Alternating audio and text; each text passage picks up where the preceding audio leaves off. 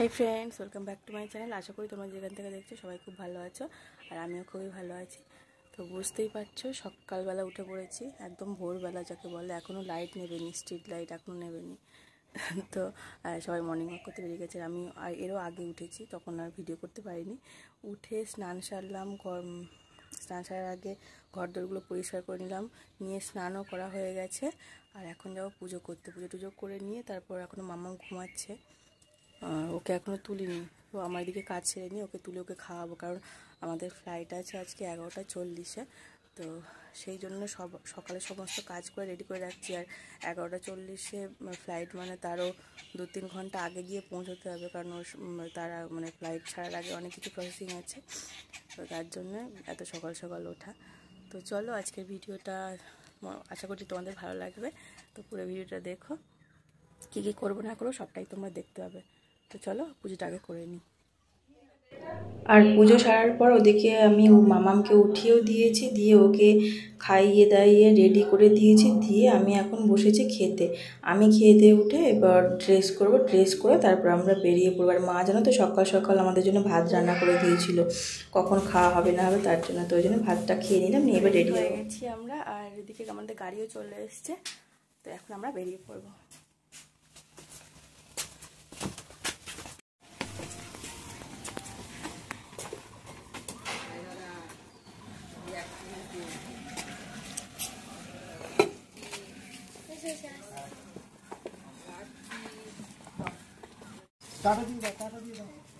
তুই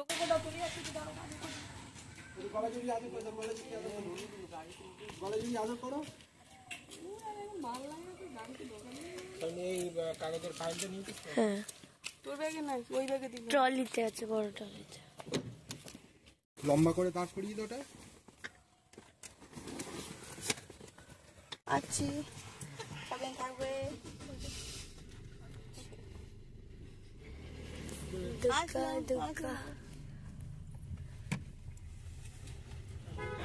আর সবাইকে টাটা করে আমরা এখন বেরিয়েও পড়েছি দেখো। আর এখন পৌঁছেও গেছি এয়ারপোর্ট। যেহেতু আমাদের বাড়ির থেকে এয়ারপোর্ট খুব একটা দূরত্ব নয়, তো 40 মিনিট মতন টাইম লেগেছে আমাদের। খুব তাড়াতাড়ি পৌঁছে গেছি, আর সকালে জ্যামও খুব একটা ছিল না, তো সেই জন্য সকাল সকালই পৌঁছে গেছি। গিয়ে এখানেও এসে দেখলাম খুব একটা লাইনও ছিল না। তারপর আমরা আইডি প্রুফ দেখিয়ে ভিতরে ঢুকলাম। তো ভিতরে ঢুকেও দেখলাম তেমন লাইন নেই, ফাঁকাই একদম। আর কুণাল বলছিল যে আমরা একটু বসে যাই, অনেকটা তাড়াতাড়ি চলে এসেছি। আমরা 8টার সময় বাড়ির থেকে বেরিয়েছিলাম, আর ওখানে পৌঁছেছি 8টা 40। তো অনেকটা সকাল সকাল চলে গেছি। তো সেই জন্য কুণাল বলছিল যে একটু বসে যাই, অনেকটা আগে চলে এসেছি যেহেতু।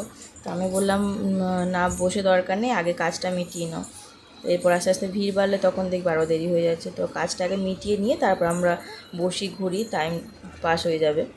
তো সেই জন্যে আমরা চলে গেলাম বোর্ডিং পাস আনতে। আর আমার মাম্মাম তো ভীষণ খুশি। মাম্মার এটা ফার্স্ট টাইম এয়ার জার্নি। আমার যেহেতু এটা ফার্স্ট টাইম না, ওটা সেকেন্ড টাইম। আমি একবার পুরীতে গেছিলাম, তো তখন ব্লগ শেয়ার করতাম না বলে তো তোমাদের সাথে সেটা শেয়ার করতে পারিনি। আর আমার মামামের এটা ফার্স্ট জার্নি, আর আমার বোনেরও এটা ফার্স্ট টাইম এয়ার জার্নি, প্রথম। তো দুজনেই ওরা ভীষণ এক্সাইটেড। আমার মামাম যদিও কিছু এখন বুঝতে পারছে না, তবুও ভীষণ আনন্দ পেয়েছে। দূর থেকে প্লেনগুলো যখন উঠছে নামছে দেখাচ্ছিলাম, তো ভীষণ আনন্দ করছিল, তো ওখান থেকে আসতেই চাইছিল না। আর এই যে দেখা একটা বড় মূর্তি রাখা আছে এখানে, এটা দেখে তো ও মানে এত বড় মূর্তি তো দেখছে দাঁড়িয়ে দাঁড়িয়ে, জিনিসটা কি বুঝতে পারছে না কিছু, যে এটা ঠাকুর না পুতুল, মানে কিছুই ও বুঝতে পারছে না, দাঁড়িয়ে দাঁড়িয়ে দেখছে দেখো। তো এই সব করছিল ভিতরে গিয়ে, আর ভীষণ দুষ্টুমি করছিল, খালি মানে ওকে কোল থেকে নামাতে হবে, বিরক্ত করছিল। অনেকটা জায়গা তো খেলা করবে বলে কিছুতেই কোলে থাকবে না, খালি বলছে নামিয়ে দাও নামিয়ে দাও। অনেক কষ্টে কোলে তুলে অনেক কিছু বুঝিয়ে এটা ওটা দেখিয়ে ভুলিয়ে রাখছিলাম। তারপর এদিকের কাজকর্ম মিটিয়ে সিকিউরিটি চেকিংয়ে চলে গেলাম। তো সিকিউরিটি চেকিং হয়ে যাওয়ার পর আমরা সম্পূর্ণ আর কি প্লেনে ওঠার জন্য রেডি। তো সব কিছু মিটিয়ে নিয়ে তারপর আমরা ওদিকে গিয়ে ওয়েট করছিলাম, 2 ঘন্টা মতন ওয়েট করেছি। ওই যে দেখো বোর্ডিং পাস পেয়ে গেছি। এবার এইদিকে চলে এসেছি, এবার সমস্ত কাজকর্ম রেডি আমাদের। এবার এখানে 2 ঘন্টা ওয়েট করব। 2 ঘন্টা ওয়েট করার পর তারপর আমাদের ফ্লাইট। আর মামামকেও সোয়েটারটা পরিয়ে নিয়েছিলাম, কারণ সারাক্ষণ তো এসির মধ্যে থাকবে, আর প্লেনের মধ্যেও এসি চলবে।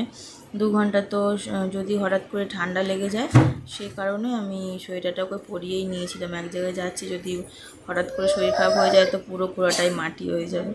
আর এখানটায় দাঁড়িয়ে ওকে প্লেনগুলো দেখাচ্ছিলাম, তো কোন থেকে যেতেই চাইছিল না, এত আনন্দ পেয়েছে। চলে এসেছি, কারণ যেহেতু 3 ঘন্টা আগে আসাই নিয়ম, আর আজকে একদম ভিড় নেই। যখন আমরা এসে পৌঁছেছি আর একদম ভিড় ছিল না, সেই জন্য আমাদের সিকিউরিটি চেকিং, লাগেজটাকে সব চেকিং করে এখানে এখন আমরা বসে আছি। এখন বাজে 9:30, তো অনেক আগে, আমাদের 11:40 ফ্লাইট, অনেক আগে সব কিছু গুছিয়ে নিয়ে বসেছি। যদি ভিড় থাকতো আবার দেরি হতো, যেহেতু খালি ছিল সেই জন্য সব কিছু তাড়াতাড়ি হয়ে গেছে।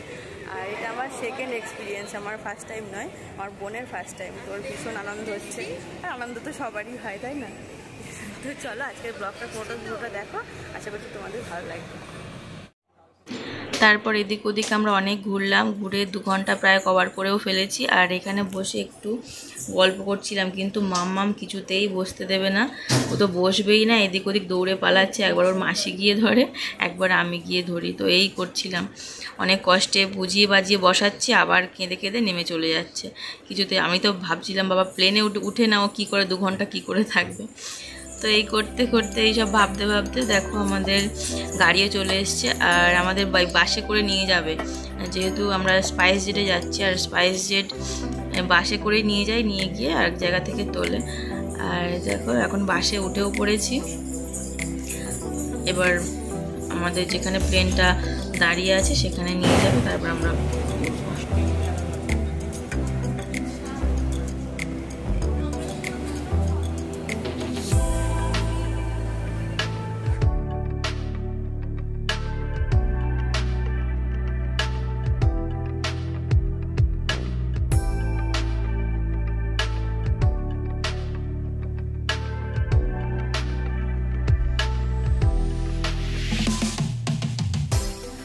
আর বাস দেখো আমাদের প্লেনের কাছে নিয়ে চলেও এসছে।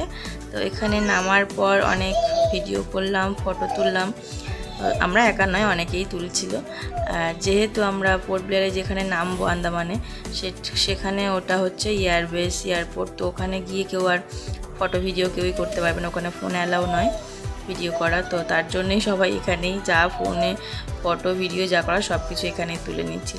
আর তারপর আমরা এখন লাইনে দাঁড়িয়েও পড়েছি, এবার আমরা প্লেনে উঠবো। আর প্লেনে উঠে মাম্মাম কী করলো না করলো সেটা সবটাই তোমরা দেখতে পাবে পরের পার্টে। তো সবাই সঙ্গে থেকো, টাটা।